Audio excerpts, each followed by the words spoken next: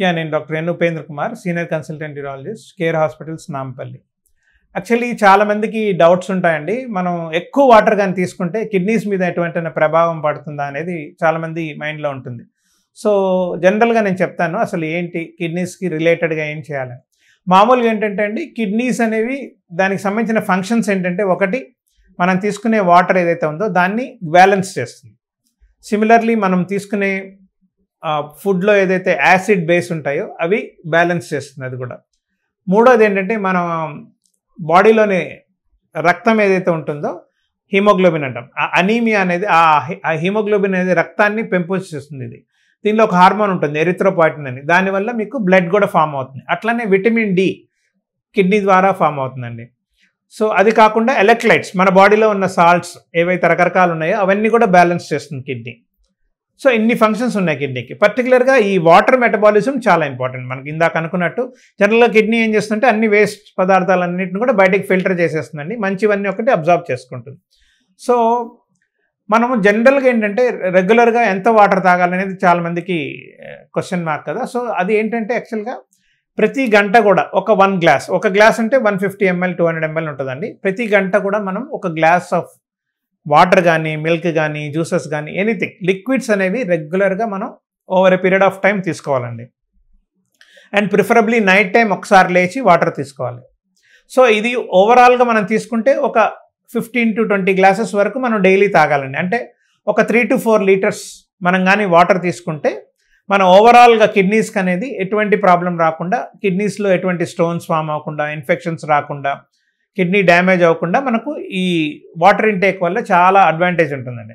So రెగ్యులర్గా మనం తీసుకునే దానికంటే కొంతమంది ఎక్కువ వాటర్ తీసుకుంటారు. మార్నింగ్ పూట ఒక 1 లీటర్ 2 లీటర్స్ తాగుతారు. చాలామంది ఈ థెరపీ చెప్తారు. సో అలాంటి వాళ్ళు తీసుకున్నా కూడా ఏంటంటే అండి, బేసిక్గా మనం ఎంత వాటర్ ఎక్సెస్ తీసుకున్నా కూడా కిడ్నీకి ఏంటంటే ఎంత అవసరమో బాడీకి అంతవరకే అది కాన్సన్ట్రేట్ చేస్తుంది. మిగతా అంతా కూడా యూరిన్ ద్వారా వెళ్ళిపోతుంది అనమాట ఆ వాటర్ అంతా కూడా. సో మనం ఒకవేళ 2 లీటర్స్ తీసుకున్నా ఒక 2 గంటల్లోనో ఒక 4-5 సార్లు యూరిన్ వచ్చి మీకు కంప్లీట్గా ఎక్సెస్ ఏదైతే వాటర్ మనకు అవసరం లేదో అది కంప్లీట్గా మనకు యూరిన్ ద్వారా వెళ్ళిపోతుందండి. So most of the times ఇట్లా వాటర్ ఎక్కువ తీసుకున్నా కానీ, ఏదైనా ఫ్లూయిడ్స్ ఎక్కువ తీసుకున్నా కానీ మనకు ఏ ప్రాబ్లం ఉండదండి. కాకపోతే ఏంటంటే రిస్క్ ఎవరైనా ఎక్కువగా కూల్ డ్రింక్స్ తాగినా, ఎందుకంటే వీటి వల్ల దానిలో షుగర్ కంటెంట్ అది ఎక్కువ ఉన్నందువల్ల స్టోన్ ఫార్మేషన్ టెండెన్సీ ఎక్కువ ఉంటుంది. సో అలాంటివి మనం ఎక్కువ తాగకూడదు. అలాంటి కొన్ని పదార్థాలు ఎక్కువ తీసుకున్నా కూడా, పర్టికులర్గా పాలకూర లాంటివి, టొమాటో లాంటివి, వీటిలో ఏంటంటే ఆక్సలేట్స్ అని ఉంటాయండి. వాటి వల్ల కూడా మనకు కిడ్నీ స్టోన్స్ అనేవి ఎక్కువగా ఫామ్ అయ్యే ఛాన్స్ ఉంటుంది. సో ఇలాంటి పదార్థాలు అంటే జ్యూసెస్ కానీ లేదా సలాడ్స్ కానీ ఎక్కువగా తీసుకోకూడదండి వీటి వల్ల. సో దానివల్ల ఏమవుతుందంటే మళ్ళీ స్టోన్ ఫార్మేషన్ టెండెన్సీ వచ్చిందనుకోండి, మళ్ళీ కిడ్నీస్ డ్యామేజ్ అయ్యే రిస్క్ ఉంటుంది. అండ్ పర్టికులర్గా మీకు వాటర్ ఇంటేక్ రెస్ట్రిక్ట్ చేయమని ఎక్కడ చెప్తామంటే, నెంబర్ 1 క్రానిక్ కిడ్నీ ఫెయిల్యూర్ అంటాం, లేదా అక్యూట్ కిడ్నీ ఫెయిల్యూర్. ఈ రెండిట్లో కూడా ఏంటంటే కిడ్నీస్ అనేవి షాక్లో ఉంటాయి. క్రానిక్ కిడ్నీ ఫెయిల్యూర్లో కంప్లీట్గా అంటే ఒక పార్షియల్గా డ్యామేజ్ అయి ఉంటాయండి. కొంతమందికి ఎండ్ స్టేజ్ డిజీజ్ అంటే కంప్లీట్గా డ్యామేజ్ అయి ఉంటాయి. కొంతమంది డయాలసిస్ మీద కూడా ఉంటారు. అలాంటి వాళ్ళకి ఏంటంటే మేము వాటర్ అనేది కంటెంట్ రెస్ట్రిక్ట్ చేయాలి. ఎందుకంటే యూరిన్ అవుట్పుట్ ఏదైతే యూరిన్ వస్తుందో బయటికి చాలా తక్కువ వస్తుందండి వాళ్ళకి. డైలీ ఒక 100 ml 300 ml అంతకంటే రాదు. సో నార్మల్గా అది 2 లీటర్స్ దాకా రావాలి. 1.5 to 2 లీటర్స్ వస్తే మనకు నార్మల్ బాడీలో ఉన్న వేస్ట్ అంతా వెళ్ళిపోతుంది. కానీ వీళ్ళల్లో ఏంటంటే చాలా తక్కువ యూరిన్ అవుట్పుట్ ఉంటుంది. అంటే దీనికి క్రానిక్ కిడ్నీ ఫెయిల్యూర్ అంటాం.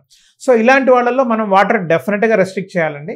సో వాళ్ళకి రోజుకి 500 ml అంటే 1/2 లీటర్ కంటే ఎక్కువ తాగకూడదని మేము చెప్తాం అనమాట. సో అలాంటి వాళ్ళకి వాటర్ అనేది రెస్ట్రిక్ట్ చేస్తాం. రెండోది ఏంటంటే హార్ట్ ఫెయిల్యూర్ ఉంటాయి. చాలామందికి హార్ట్ మీద ఎక్కువ ప్రెషర్ పడుతూ ఉంటుంది. సో హార్ట్ ఫెయిల్యూర్ ఉండి దానివల్ల కాళ్ళ వాపు, మొహం వాపు అన్నీ వస్తాయండి. అలాంటి వాళ్ళకి కూడా మనం వాటర్ ఎక్కువ ఇవ్వకూడదు. ఆల్రెడీ ఎందుకంటే బాడీలో వాటర్ కంటెంట్ అంతా ఉంది కాబట్టి, సో ఎక్కువగా వాటర్ కంటెంట్ అనేది వాళ్ళకి కూడా మనం హార్ట్ ఫెయిల్యూర్ ఉన్న వాళ్ళకి రెస్ట్రిక్ట్ చేయాల్సిన అవసరం ఎంతైనా ఉంటుందండి. అట్లానే కొంతమందికి యూరిన్ అనేది ఎక్కువ ప్రొడ్యూస్ అవుతుంటుందండి. పర్టికులర్గా డయాబెటిక్స్లో, షుగర్ పేషెంట్స్లో ఏంటంటే యూరిన్ ఫ్రీక్వెంట్గా వెళ్తూ ఉంటారు. అది వేరే కారణం వల్ల, ఎందుకంటే వాళ్ళకి యూరిన్ ప్రొడక్షన్ ఎక్కువగా ఉంటుంది షుగర్ కంట్రోల్ లేకపోతే. ఎందుకంటే షుగర్ అనేది వాటర్ని బాగా అబ్జర్వ్ చేసేసుకుంటుంది. దానివల్ల యూరిన్ అనేది ఎక్కువగా పోతూ ఉంటారు. జనరల్గా మీరు గమనిస్తే రాత్రులు కానీ ఉదయం కానీ.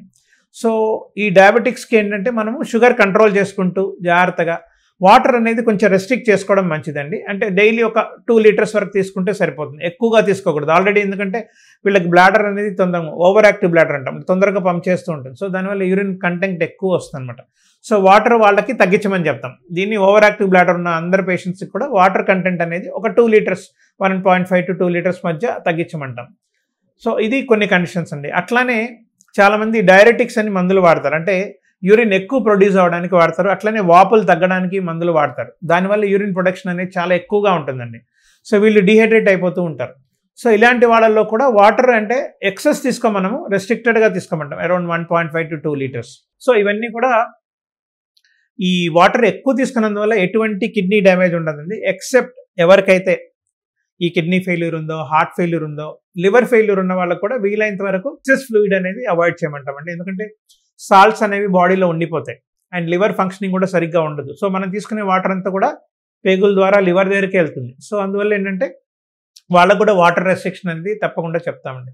సో ఇవన్నీ కూడా మనము వాటర్ తీసుకున్నందువల్ల ప్రాబ్లం ఉండదండి. కాకపోతే న్యాచురల్గా ఎక్కువ తీసుకోవాలి. జ్యూసెస్ కానీ, లేకపోతే కొబ్బరి బొండా కానీ, లేకపోతే నిమ్మరసం కానీ ఇలాంటివి ఎక్కువ తీసుకోమంటాము. అట్లనే ఇట్లాంటి మన కూల్ డ్రింక్స్ కానీ, లేకపోతే ఆల్కహాల్ లాంటి ప్రోడక్ట్స్ కానీ ఎక్కువగా తాగకూడదండి. దానివల్ల మనకు కిడ్నీస్కి డ్యామేజ్ ఉంటుంది. ప్లస్ ఈ ప్రాబ్లం అనేది ఎక్కువ అవుతుంది అనమాట. సో అందువల్ల ఎవరికైనా కూడా వాటర్ ఎక్కువ తీసుకున్నందువల్ల కిడ్నీస్ చాలా సేఫ్గా ఉంటాయండి. మీరు ఎన్ని లీటర్లైనా తాగొచ్చు. కాకపోతే ఏంటంటే నైట్ టైం ఎక్కువ తీసుకుంటే నైట్ అంతా డిస్టర్బ్ అయిపోతారు. యూరిన్ ఎక్కువ సార్లు వస్తుంది అనమాట మనం ఎక్కువ తాగితే. సో అందువల్ల ఏంటంటే ఏదన్నా కూడా మార్నింగ్ పూట తాగండి. ఎంత వాటర్ అయినా కూడా ఆఫ్టర్ 7 నైట్ ఈవినింగ్ అయిన తర్వాత వాటర్ కంటెంట్ అనేది బాగా తగ్గించేసేయండి. సో దట్ ఇబ్బంది ఏమి ఉండదు. సో లిమిటెడ్గా తీసుకోండి. ఎంత దాహం వేస్తే అంతే తాగాలి. సో ఇది రొటీన్ కండిషన్స్ అండి. సో ఎవరికైనా కూడా వాటర్ బాగా తీసుకుంటే ప్రాబ్లం వస్తుంది అనుకుంటే పర్టికులర్గా ఈ జబ్బులు ఉన్న వాళ్ళ మటుకు డైలీ పర్టికులర్గా క్రానిక్ కిడ్నీ ఫెయిల్ ఉన్న వాళ్ళు 1/2 లీటర్ వరకే తాగాలండి. మిగతా కండిషన్స్లో 1.5 to 2 లీటర్స్ మధ్య తాగితే మనకు ఎటువంటి ప్రాబ్లం ఉండదు అండ్ కిడ్నీస్కి ఎటువంటి డ్యామేజ్ రాదండి. Thank you.